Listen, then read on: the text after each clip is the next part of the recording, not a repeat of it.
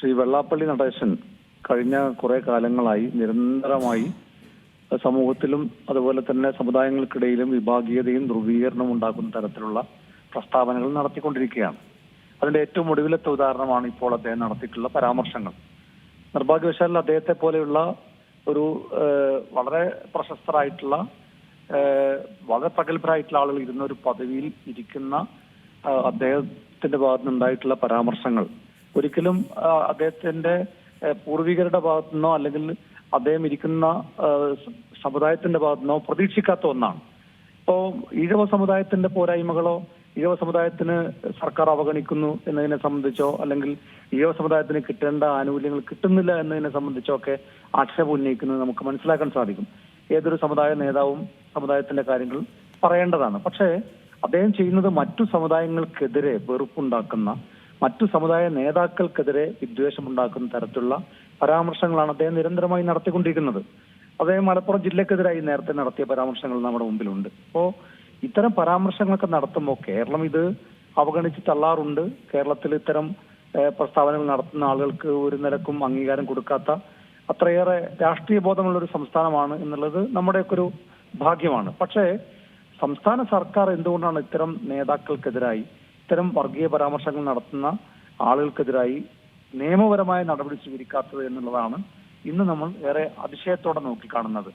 നിർഭാഗ്യവശാൽ ഇന്നും സംസ്ഥാനത്തെ മന്ത്രിമാരടക്കം ഇത്തരം വിദ്വേഷം നടത്തുന്ന ആളുകൾക്ക് പച്ചപ്പരവാചാനി വിരിച്ചു കൊടുക്കുന്ന കാഴ്ചയാണ് കണ്ടുകൊണ്ടിരിക്കുന്നത്. അതും ഇന്ന് കേരളം ചർച്ച ചെയ്യേണ്ട വളരെ പ്രധാനപ്പെട്ട ഒരു വിഷയമായി മാറിയിരിക്കുന്നു എന്നുള്ളതാണ് ഈ ഘട്ടത്തിൽ പറയാൻ സാധിക്കുന്നത്.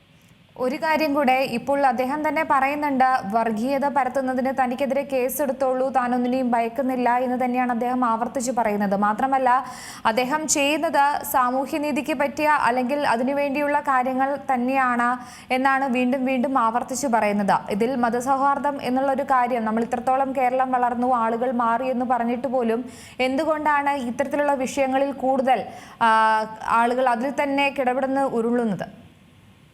അതായത് ഇപ്പൊ അദ്ദേഹം കേസെടുത്തോളൂ എന്ന് പറയുന്നതിൽ പ്രത്യേകിച്ച് കാര്യമൊന്നുമില്ല. കാരണം ചിലപ്പോൾ ചില കൊലയാളികൾ കൊലപാതകമൊക്കെ നടത്തിയിട്ട് നേരെ പോലീസ് സ്റ്റേഷനിൽ ചെന്നിട്ട് എന്നെ അറസ്റ്റ് ചെയ്തോളൂ എന്ന് പറയുമ്പോൾ അറസ്റ്റ് ചെയ്യാതിരിക്കാറില്ലല്ലോ. അപ്പോൾ അദ്ദേഹം അങ്ങനെ പറയുന്നുണ്ടോ, അദ്ദേഹം ഭയക്കുന്നുണ്ടോ എന്നുള്ളത് പ്രശ്നമല്ല. നിയമത്തിന്റെ വഴിക്ക് പോകണമെങ്കിൽ ഇത്തരം ആളുകൾക്കെതിരെ ശക്തമായ നിയമ നടപടി സ്വീകരിക്കണം.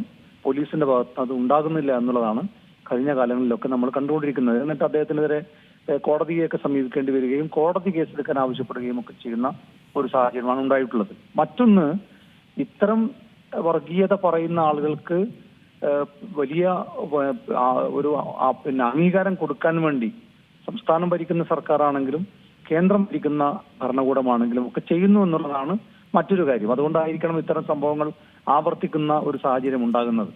ഇപ്പോ അദ്ദേഹത്തെ പോലെയുള്ള ഒരാൾ ഇത്തരം പരാമർശങ്ങൾ നടത്തുമ്പോൾ ഒരു ഭരണകൂടം, പ്രത്യേകിച്ച് സംസ്ഥാനം ഭരിക്കുന്ന മന്ത്രിമാർ, ഞങ്ങൾ ഇത്തരത്തിലുള്ള ആളുകളുടെ പരിപാടിയിൽ പങ്കെടുക്കില്ല എന്ന് പറയുന്നതിന് വലിയ ഒരു വിലയുണ്ട്, അതിനൊരു വലിയ സേ ഉണ്ട്. പക്ഷേ സംസ്ഥാനം ഭരിക്കുന്ന മന്ത്രിമാർ നേരെ തിരിച്ചാണ് പറയുന്നത്. ഇത്തരം ആളുകളൊക്കെ സത്യം തുറന്നു പറയുന്നവരാണ് എന്നാണ് ഇന്ന് ഒരു മന്ത്രി പറഞ്ഞതായി ഞാൻ വാർത്തകളിൽ കണ്ടത്. അപ്പോൾ മന്ത്രി വാസവനാണ് അത്തരത്തിലൊരു കാര്യം പറഞ്ഞിരിക്കുന്നത്. പിണറായിയുടെ വിശ്വസ്തനായ മന്ത്രിയുടെ ഒരു ഗുഡ് സർട്ടിഫിക്കറ്റ് തന്നെയാണ് ഇപ്പോൾ വെള്ളാപ്പള്ളിക്ക് കിട്ടിയിരിക്കുന്നത്.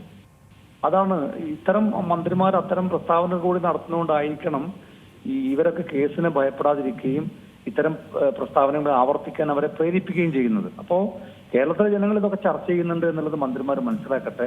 കാരണം കേരളം കഴിഞ്ഞ കാലങ്ങളിലെല്ലാം ഇത്തരം വെറുപ്പും വിദ്വേഷവും, നമുക്കറിയാമല്ലോ, നേരത്തെ മാൻഹോളിൽ ഒരാൾ വീണ് മരിച്ചപ്പോ ആ മാൻഹോളിൽ കിടക്കുന്ന ആളെ രക്ഷപ്പെടുത്താൻ വേണ്ടി ശ്രമിക്കുന്നതിനിടയിൽ മരണപ്പെട്ട ഒരാൾക്ക് സംസ്ഥാന സർക്കാർ സഹായം ചെയ്ത സമയത്ത് വെള്ളാപ്പള്ളി നടേശൻ നടത്തിയിട്ടുള്ള പ്രസ്താവനകളൊക്കെ കേരളം കണ്ടതാണ്. അപ്പോൾ അത്തരത്തിൽ നിരന്തരമായി ഒരിക്കലും കേരളം ആഗ്രഹിക്കാത്ത തരത്തിലുള്ള അല്ലെങ്കിൽ കേരളത്തിന്റെ ഒരു പാരമ്പര്യത്തിന് വിരുദ്ധമായിട്ടുള്ള പ്രസ്താവനകളുമായി നടത്തുന്ന ഒരാൾക്ക് മന്ത്രിമാരൊക്കെ കുട പിടിച്ചു കൊടുക്കുന്നു, മന്ത്രിമാർ ഗുഡ് സർട്ടിഫിക്കറ്റ് കൊടുക്കുന്നു എന്ന് പറയുന്നതിനെയൊക്കെ കേരളം അവജ്ഞയോടെ തള്ളിക്കളയും.